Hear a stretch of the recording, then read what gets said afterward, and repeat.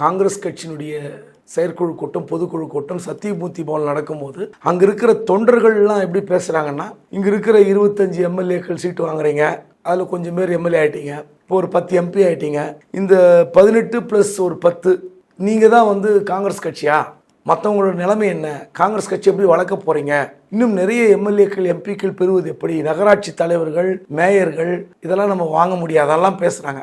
Selva Perunthagai Tamil Nadu Congress committee தலைவர் எழுந்து பேசும்போது, இதுவரைக்கும் தலைவர்கள் பேசுவதை தொண்டர்கள் கேட்டுக்கொண்டிருந்தீர்கள், இப்போ தொண்டர்கள் பேசுங்க, தலைவர்கள் கேட்கிறோம், கடைசியில் என்ன முடிவெடுப்பு கூடி முடிவெடுப்போம்னு சொன்னாரு. அதுக்கப்புறம் அது சர்ச்சை வந்து EVK சிலங்கோ என்ன சொன்னாரு, வேற மாதிரி பேசிட்டாரு, அது ஒரு பிரச்சனை. இப்போ அடுத்து புதுக்கோட்டையில் காங்கிரஸ் கட்சியினுடைய உள்ளரங்க கூட்டத்தில் அந்த தொகுதியுடைய MP கார்த்திக் சிதம்பரம் பேசுகிறார். நம்ம காங்கிரஸ் கட்சி வளர வேண்டும் என்றால் நம்ம வந்து ஆட்சியில் பங்கு வேண்டும், அப்புறம் ஆளுங்கட்சி செய்கிற தவறை எதிர்த்து பேசணுங்கிறார். ரெண்டு ஒரு முரண்பாடான ஸ்டேட்மெண்ட்.